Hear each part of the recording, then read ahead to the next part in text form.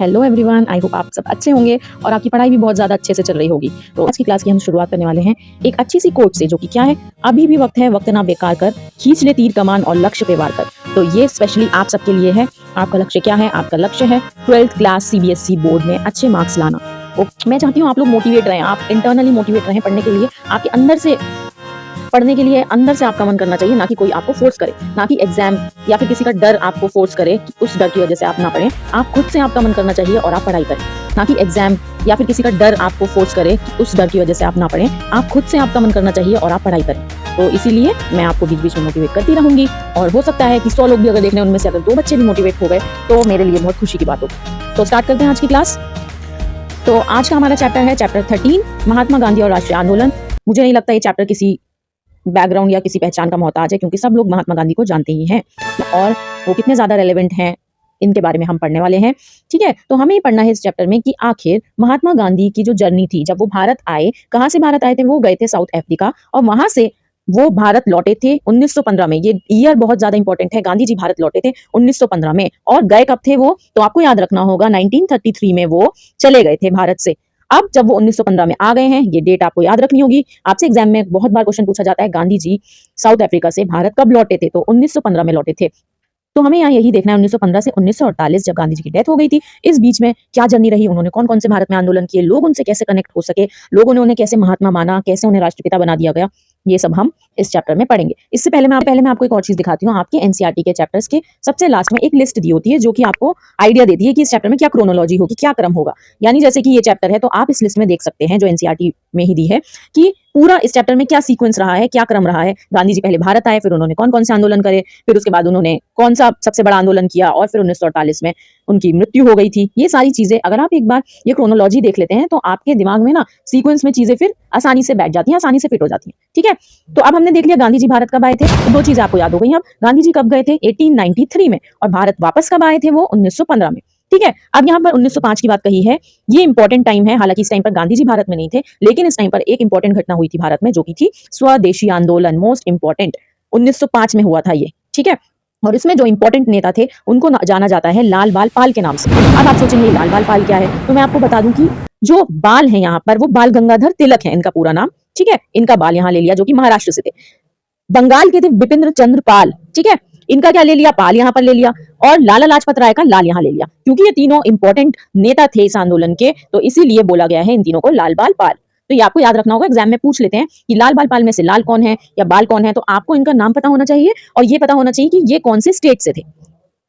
तो लाल बाल पाल के बाद अब हम देखते हैं 1917 और 1918, यानी ये वो टाइम है जब गांधी जी भारत आ गए थे 1915 में। ठीक है, तो 1915 के बाद उन्होंने क्या किया?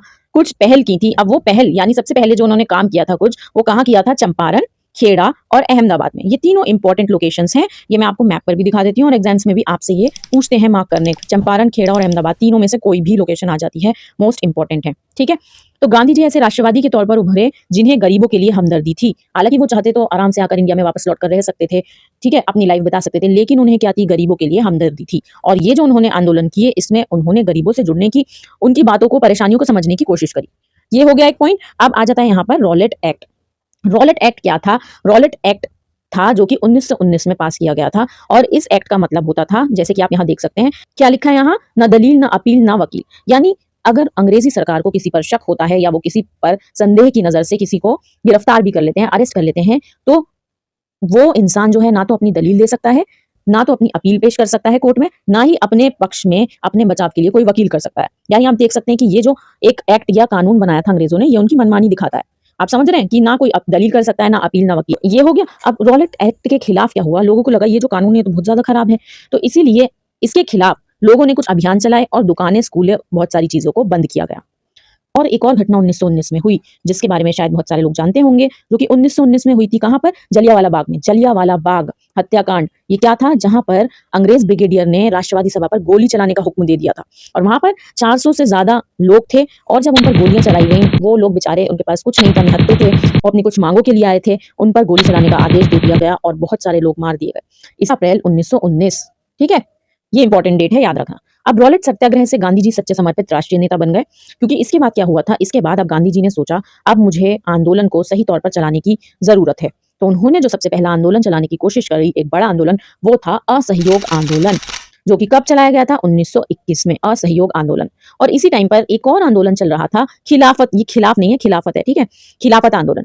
अब ये क्या आंदोलन था? खिलाफत आंदोलन लोग जो चला रहे थे वो मुस्लिम लोग चला रहे थे, ठीक है। अब गांधी जी ने सोचा कि मुझे इस टाइम पर हिंदू और मुसलमानों को एक करने की जरूरत है, तो जो कि मुसलमानों का आंदोलन चल रहा है इस टाइम पर, खिलाफत आंदोलन, मैं उनके नेताओं से अपील करके इन दोनों आंदोलनों को जोड़ देता, असहयोग आंदोलन को और खिलाफत आंदोलन को। तो असहयोग और खिलाफत आंदोलन के मिलने से क्या होगा कि जो हिंदू और मुस्लिम है और देश का जो बहुत बड़ा एक तबका है वो एक साथ आ जाएगा, किसके खिलाफ? अंग्रेजों के खिलाफ। जैसा कि सेम 1857 या 1857 के विद्रोह में हुआ था, याद है ना आप सबको, कि उसमें हिंदू मुस्लिम सब एक हो गए थे, गरीब लोग हो, किसान हो, सब लोग एकजुट हो गए थे। ऐसे ही इस टाइम पर गांधी जी ने सबको एक करने की कोशिश करी। अब थोड़ा सा खिलाफत आंदोलन के बारे में भी यहाँ देख लेते हैं कि ये जो आंदोलन है इसके जो लीडर थे वो कौन थे? मोहम्मद अली और शौकत अली, ये याद होना चाहिए आपको। तो ये जो आंदोलन था इसमें कुछ मांगे थी जो कि मुसलमान लोग कर रहे थे, क्योंकि क्या हुआ था, जो ऑटोमन साम्राज्य के पवित्र स्थान पर खलीफा होते थे, ठीक है, खलीफा यानी कि इस्लामिक हेड हुआ करते थे, उनको अब हटा दिया गया था। तो इसी के खिलाफ बहुत सारे मुसलमानों को परेशानी थी कि उनके खलीफा की अब इतनी इंपॉर्टेंस नहीं रही, इसीलिए वो लोग आंदोलन कर रहे थे। और इसी आंदोलन से जोड़ने का काम किसने किया? असहयोग आंदोलन को, गांधी जी ने। यहाँ क्या लिखा है? 1922 तक आंदोलन का केवल व्यावसायिक और बुद्धिजीवी तक सीमित न रहकर जन आंदोलन बनना। यानी ये जो आंदोलन है, व्यावसायिक या बुद्धिजीवी कौन होते हैं? जो कि अमीर होते हैं, कुछ खास लोग होते हैं सोसाइटी के, वो लोग। ये आंदोलन सिर्फ उन्हीं लोगों तक नहीं था, जन आंदोलन बन गया था। जन आंदोलन मतलब क्या होता है? ऐसा आंदोलन जिसमें जो जनता होती है या पॉपुलेशन होती है उसका काफी बड़ा हिस्सा शामिल होता है, चाहे वो किसान हो, मजदूर हो, गरीब हो, मिडिल क्लास लोग हो, सभी तबके के लोग शामिल होंगे। 1857 के बाद पहली बार असहयोग के कारण अंग्रेजों की अब नींव फिर से हिल गई थी। उस टाइम पे भी हिली थी उनकी नींव, अब फिर से उनको डर लगने लग गया था। लेकिन फिर कुछ और भी हुआ। फरवरी 1922 में क्या हुआ? गांधी जी चाहते थे कि जो सारे आंदोलन है वो अहिंसक हो। अहिंसक मतलब होता है कि लड़ाई झगड़ा ना हो, कोई वेपन का यूज ना किया जाए, शांति से आंदोलन किया जाए। लेकिन ये आंदोलन हिंसक हो गया था। हिंसक मतलब होता है वायलेंट होना, उग्र हो जाना, लड़ाई झगड़े पर उतर आना। तो इसीलिए किसान के एक समूह ने क्या किया, गोरखपुर के पास चौरी चौरा, ये लोकेशन इंपॉर्टेंट है, मैप में भी पूछते हैं आपसे, वहां पर एक पुलिस स्टेशन था, वहां पर अटैक करके उसमें आग लगा दी। अब वहां जब आग लगाई तो वहां बहुत सारे पुलिस वाले मारे गए, पुलिस वाले अंग्रेज भी थे, ठीक है। अब गांधी जी को लगा कि मेरे आंदोलन को तो अहिंसक होना चाहिए था, ये क्या हो रहा है? तो इसीलिए गांधी जी ने इस आंदोलन को स्थगित कर दिया, यानी खत्म कर दिया। 5 फरवरी 1922 को गांधी जी ने कहा कि मैं इस आंदोलन को खत्म कर रहा हूं। इसीलिए ये जो घटना हुई है इस वजह से। अब 1922 तक गांधी जी एक जन नेता बन गए थे, यानी बहुत सारे लोग उनसे कनेक्ट हो चुके थे और वो अपने आप को गांधी जी से जुड़ा हुआ महसूस करते थे। अभी मैं आपको इसका एग्जांपल बताऊंगी, क्योंकि उन्होंने एक नई दिशा दी थी राष्ट्रवाद को, जिसमें किसान लोग भी थे, मजदूर भी थे, व्यापारी हो, मिडिल क्लास लोग हो, सभी लोग आंदोलन में शामिल थे। गांधी जी सबसे जुड़ चुके थे। और गांधी जी के जुड़ने का एक जो इंपॉर्टेंट रीजन था वो क्या था? वो ये था उनकी जो कार्यशैली थी, काम करने का तरीका, पहनावा या संगठन क्षमता, यानी कि सबको एक साथ लेकर चलने की क्षमता जो थी, उसने ही लोगों से उनको जोड़ दिया था। उनका जो पहनावा था, जो भाषा थी, वो भी कैसा था? आम लोगों की तरह था। अब गांधी जी को आपने देखा होगा धोती पहनते थे, उस टाइम इंडिया के बहुत सारे लोग भी धोती पहना करते थे। अब मैं आपको इसका एक सिमिलर एग्जांपल दे देती हूँ आज की ही पॉलिटिक्स से। आपने देखा होगा कि केजरीवाल ने जब पॉलिटिक्स स्टार्ट की थी तो वो मफलर पहना करते थे। तो वो जो मफलर, और वो बहुत ज्यादा सिंपल कपड़े पहना करते थे, ऐसा नहीं है कि कभी कोट पैंट में आ रहे हैं, सूट बूट में आ रहे हैं, बहुत सिंपल कपड़े पहनते थे। सिंपल कपड़े और मफलर हैं, ये किस चीज का सिंबल है? ये दिखाते हैं आम लोगों से जुड़ने का सिंबल। इसीलिए जैसे कि लोगों ने केजरीवाल से अपने आप को जुड़ा हुआ महसूस किया था, क्योंकि वो आम लोगों जैसे कपड़े पहन रहे हैं और लोग उनसे अपने आप को कनेक्ट कर पा रहे हैं। तो गांधी जी के साथ भी ऐसा ही था। गांधी जी का जो पहनावा था, भाषा थी, ये सारी चीजों से भी लोग अपने आप को उनसे कनेक्ट कर पाए। आई होप आप सब समझ रहे होंगे। चरखे को भी गांधी जी ने बहुत इंपॉर्टेंस दी, क्योंकि ये मानव समाज का एक प्रतीक होता था, और जो मशीनें होती थी, टेक्नोलॉजी होती थी, उसको ज्यादा उन्होंने महिमा मंडित नहीं किया। अब 1929 में, अब यहाँ सीक्वेंस देख रहे होंगे आप, 1919 में हुआ कुछ, 1920 में कुछ हुआ, 1921 में हुआ एक आंदोलन, 1922 में गांधी जी ने क्या किया। अब आ जाती है बात 1929, दिसंबर 1929, लाहौर अधिवेशन। ये डेट याद रख सकते हैं आप, आपसे पूछा जाएगा लाहौर अधिवेशन कब हुआ था, तो दिसंबर 1929। और इसमें एक खास इंपॉर्टेंट बात क्या थी कि यहाँ पर पूर्ण स्वराज्य यानी पूरी स्वतंत्रता अब हमें चाहिए, इसकी घोषणा की गई थी, अनाउंसमेंट की गई थी। और 26 जनवरी 1930 को क्या हुआ था? सबसे पहले राष्ट्रीय ध्वज फहराकर स्वतंत्रता दिवस मनाया गया। ओके, पूर्ण स्वराज होता है कि हमें आधी अधूरी फ्रीडम नहीं चाहिए, हमें पूरी तरीके से फ्रीडम चाहिए अंग्रेजों से। अब ये बात लोग समझने लग गए थे और इसकी डिमांड करने लग गए थे, ठीक है। अब आ जाता है 1930। 1930 में क्या खास हुआ था? अब देखेंगे हम एक और इंपॉर्टेंट घटना जो कि हुई थी 12 मार्च 1930 में। अब यहाँ क्या हुआ था? गांधी जी ने दांडी मार्च स्टार्ट की थी अपने कुछ फॉलोअर्स के साथ। अनुयायी मतलब होता है फॉलोअर्स। और फिर 6 अप्रैल 1930 को उन्होंने ये दांडी यात्रा खत्म कर दी थी वहां पर नमक बनाकर। अब आपसे एग्जाम में पूछ सकते हैं दांडी यात्रा कब शुरू हुई थी और दांडी यात्रा कब खत्म हुई थी, तो ये डेट आपको याद रखनी होगी। 12 मार्च 1930 में शुरू हुई थी और 6 अप्रैल 1930 को खत्म हुई थी। और उन्होंने क्या करा? समुद्र तट पर नमक बनाकर जो नमक कानून था उसको तोड़ा था, क्योंकि जो अंग्रेज थे उन्होंने नमक पर बहुत ज्यादा टैक्स या कर लगा रखा था, जबकि गांधी जी का कहना था कि ये तो डेली यूज की एक चीज है, इस पर इतना ज्यादा कर लगाना कोई सही बात नहीं है। ओके, इसके कुछ कारण हम यहाँ देख लेते हैं। इस आंदोलन के चलते गांधी जी की दुनिया की नजर में आ गए थे। पहला राष्ट्रवादी गतिविधि थी जिसमें औरतों ने बढ़ चढ़कर हिस्सा लिया। आपसे अगर पूछें कि पहली कौन सी एक्टिविटी थी जब औरतों ने बढ़ चढ़कर हिस्सा लिया, तो वो थी नमक यात्रा। और अंग्रेजों को ये एहसास हो गया था कि उनका राज अब बहुत दिन तक नहीं टिकेगा। ठीक है, पहले वो गांधी जी को बहुत लाइटली ले रहे थे, उन्हें लग रहा था कि ये इतना पतला दुबला सा कमजोर सा इंसान क्या ही कर लेगा। लेकिन जब ये यात्रा खत्म हो गई और उन्हें लगा कि उनके साथ बहुत सारे लोग जुड़ गए, तो अंग्रेजों को बहुत ज्यादा हैरानी हो गई थी इस टाइम पर, और ये एहसास भी हो गया था कि अब उनका राज ज्यादा दिन तक नहीं टिकेगा। ओके, नेक्स्ट है 1931। 1931 में गांधी इरविन समझौता हुआ था, यानी गांधी जी और एक इरविन थे जो अंग्रेजों की तरफ से थे, उनके बीच एक समझौता हुआ। इसमें कुछ शर्तें शामिल थी कि गांधी जी अपना जो आंदोलन है, सविनय अवज्ञा आंदोलन भी गांधी जी ने स्टार्ट किया था, जो कि दूसरा बड़ा आंदोलन था। पहला बड़ा आंदोलन था असहयोग, दूसरा सबसे बड़ा गांधी जी का आंदोलन था सविनय अवज्ञा यानी सिविल डिसोबीडियंस। ये डिटेल में आपको एनसीईआरटी में जब हम पढ़ेंगे तो पढ़ेंगे, यहाँ हम सिर्फ रिवीजन कर रहे हैं तो हम सिर्फ इंपॉर्टेंट चीजों को देख रहे हैं। तो यहाँ पर क्या था, जब ये समझौता हुआ तो गांधी जी ने कहा ठीक है मैं अपना ये आंदोलन वापस ले लूंगा, लेकिन जो कैदी हैं उन सारे कैदियों की रिहाई होनी चाहिए और तटीय इलाकों में नमक उत्पादन की परमिशन मिल जानी चाहिए। ये सारी कुछ शर्तें थी। ओके, 1931 के अंत में दूसरा गोलमेज सम्मेलन हुआ। इस सम्मेलन के किसी भी नतीजे पर नहीं पहुंचने के कारण गांधी जी खाली हाथ भारत लौट गए थे, और जब उन्हें लगा कि इस समझौते से तो कुछ हो ही नहीं रहा है, तो उन्होंने सविनय अवज्ञा आंदोलन शुरू कर दिया। ये हो गई दूसरे आंदोलन की बात। अब आ जाता है थर्ड सबसे बड़ा आंदोलन। बहुत बड़ा आंदोलन था ये, भारत छोड़ो आंदोलन। कब हुआ था, इसकी डेट इंपॉर्टेंट है, 1942, याद रखना। 1942 क्विट इंडिया मूवमेंट हुआ था, जिसको बोला जाता है कि एक जन आंदोलन था। एग्जाम में यही से क्वेश्चन बनता है, पूछेंगे आपसे एग्जाम में कि आखिर भारत छोड़ो आंदोलन एक जन आंदोलन कैसे था। जन मतलब आप सबको समझ आ जाना चाहिए, जन मतलब लोग, लोगों का आंदोलन कैसे था ये। गांधी नेहरू जैसे प्रमुख नेता तो गिरफ्तार हो गए थे, ठीक है, युवाओं की भारी मात्रा में हिस्सेदारी इस आंदोलन में थी, और जो एक और नेता थे जयप्रकाश नारायण, भूमिगत प्रतिरोध आंदोलन उन्होंने किया, यानी उन्होंने अंडरग्राउंड रहकर इस आंदोलन में काफी बड़े तौर पर हिस्सा लिया। सतारा, मिदनापुर, बलिया में स्थानीय स्वतंत्र सरकारें स्थापित हो चुकी थी। ओके, अब हो गई 1942 की बात। 1942 के बाद 1935 का टाइम इंपॉर्टेंट है। इस टाइम कोई आंदोलन नहीं हुआ था, लेकिन इस टाइम पर एक इंपॉर्टेंट एक्ट बना था जिसका नाम है गवर्नमेंट ऑफ इंडिया एक्ट। ठीक है, ये बहुत इंपॉर्टेंट है, आपसे पूछा जाता है। गवर्नमेंट ऑफ इंडिया एक्ट कब बना, 1935 में, और इसमें क्या इंपॉर्टेंट चीजें शामिल थी वो भी आपको पता होनी चाहिए। यहाँ पर देखो कुछ बात बताई गई है कि सीमित प्रतिनिधिक शासन व्यवस्था का आश्वासन, यानी यहाँ पर कुछ शासन से रिलेटेड बात कही गई थी कि कितना प्रतिनिधित्व अब दिया जाएगा इंडियंस को और कहाँ दिया जाएगा। नेक्स्ट है कांग्रेस मंत्रिमंडल द्वारा 1939 को। देखो ये जो इंपॉर्टेंट रिवीजन पॉइंट्स है, इसमें से हर लाइन में से एक एमसीक्यू बन जाता है, और बहुत सारे जो पॉइंट्स हैं उनमें से हमें ये भी समझ आ जाता है कि कहाँ से क्वेश्चन बन रहा है कहाँ से नहीं। तो मैं आपको बीच में बताती हुई चलती हूँ कि इस लाइन में से एमसीक्यू बनेगा, इसमें से लॉन्ग क्वेश्चन बनेगा। जैसे यहाँ से एक एमसीक्यू बन सकता है, बट ये जो भारत छोड़ो आंदोलन एक जन आंदोलन कैसे था, यहाँ से आपका शॉर्ट आंसर टाइप में या लॉन्ग क्वेश्चन बनता है जो कि इंपॉर्टेंट होता है। तो अक्टूबर 1939 को कांग्रेस की स्वतंत्रता देने की मांग को सरकार ने खारिज कर दिया था, और कांग्रेस मंत्रिमंडल ने इसीलिए मंत्रिमंडल से इस्तीफा दे दिया था। ठीक है, तो अगर आपसे पूछें कांग्रेस मंत्रिमंडल ने इस्तीफा कब दिया, तो अक्टूबर 39 को। क्यों दिया, क्योंकि सरकार ने उनकी स्वतंत्रता की मांग को खारिज कर दिया था, यानी नकार दिया था। अब आ जाता है 1940। आप देख रहे होंगे कि सब कुछ सीक्वेंस में चल रहा है, 1920, 1921, 1931, 1942, 35, 40। मुस्लिम लीग द्वारा उपमहाद्वीप के मुस्लिम बहुल इलाकों के लिए स्वायत्त मांगों का प्रस्ताव किया गया। यानी अब देखिए मुस्लिम लीग भी आ गई है सामने, एक और पार्टी। और मुस्लिम लीग ने क्या कहा, जो मुस्लिम बहुल मतलब जहां मुस्लिम पॉपुलेशन ज्यादा थी वहां कुछ स्वायत्तता के लिए मांग की। और अब आजादी का संघर्ष कांग्रेस, मुस्लिम लीग, ब्रिटिश, तीन धुरियों के बीच हो गया था। यानी पहले तो कांग्रेस और ब्रिटिशर्स थे, अब तीन लोग आ गए हैं इस आजादी की लड़ाई में, कांग्रेस, मुस्लिम लीग और ब्रिटिशर्स। ठीक है, नेक्स्ट है क्रिप्स मिशन। क्रिप्स मिशन जो है वो असफल हो गया था, ये एक मिशन था। और क्या हुआ था, 1942 में भारत छोड़ो आंदोलन का फैसला, ये हम पढ़ चुके हैं, और ये सही मायनों में जन आंदोलन था, ये भी हमने देख लिया है।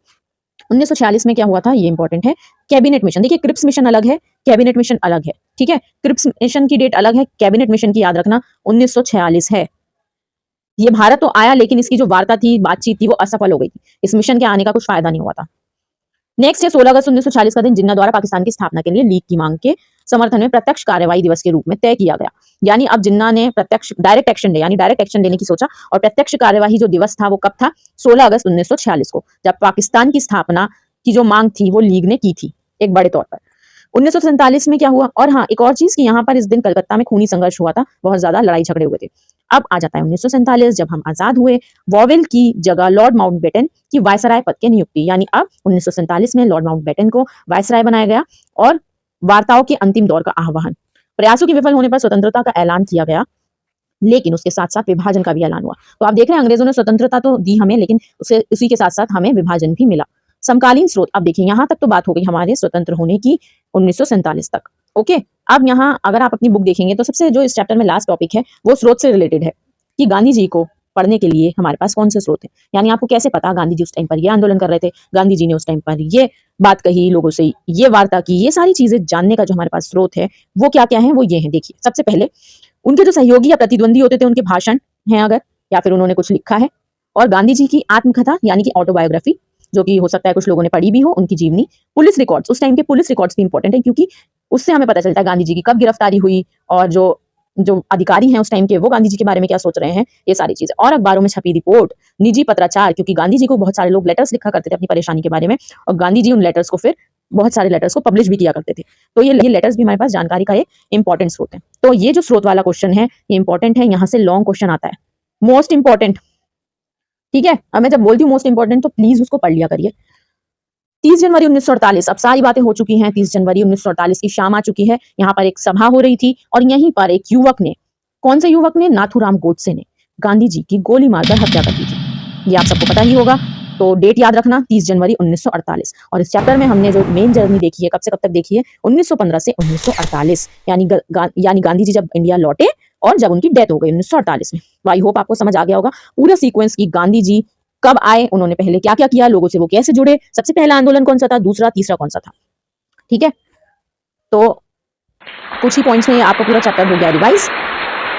ये रिवीजन जो है आप लोग चलते फिरते, खाना खाते हुए कभी भी कर सकते हैं। ईयरफोन्स लगाइए और रिवाइज करते रहिए। देखिए रिवीजन बहुत इंपॉर्टेंट होता है, और रिवाइज करेंगे तो आपको याद रहेंगी चीजें, कम से कम आपको मेन चीजें याद रहेंगी इस चैप्टर की, कि गांधी जी कब लौटे, 1905 में कौन सा आंदोलन था, लाल बाल पाल कौन थे, चंपारण खेड़ा और अहमदाबाद में क्या हुआ था, रॉलेट एक्ट कब पास हुआ था, जलियांवाला बाग हत्याकांड कब हुआ था, खिलाफत आंदोलन क्या था। ठीक है, फिर हमने देखा कि असहयोग आंदोलन शुरू करा, लेकिन शुरू करने के बाद फरवरी 1922 में उस आंदोलन को वापस ले लिया। क्यों? क्योंकि चौरी चौरा में पुलिस स्टेशन में आग लगा दी गई थी। फिर इसी के बाद गांधी जी एक जन नेता बन गए थे, लोग उनसे अपने आप को कनेक्ट कर पाते थे, क्योंकि उनकी जो कार्यशैली थी, पहनावा था, वो आम लोगों से बहुत जुड़ा हुआ था। ठीक है, उन्होंने चरखे को इंपॉर्टेंस दी। 1929 में लाहौर अधिवेशन हुआ। 1930 में साबरमती आश्रम से फिर ये नमक यात्रा शुरू की गई, और फिर नमक कानून भी तोड़ा गया। और इसी के साथ इसके बाद कुछ समझौते हुए, गांधी इरविन समझौते, लेकिन इन समझौतों का कोई रिजल्ट नहीं हमारे सामने आया। तो इसीलिए फिर शुरू किया गया सविनय अवज्ञा आंदोलन। और सविनय अवज्ञा आंदोलन के बाद में एक और बहुत बड़ा आंदोलन हुआ 1942 में, जो कि था भारत छोड़ो आंदोलन। ठीक है, अब ये आपने देख लिया है। फिर 1940 में मुस्लिम लीग ने मांग करी कुछ स्वायत्ता की, और उसके बाद 1942 में भारत छोड़ो आंदोलन हुआ।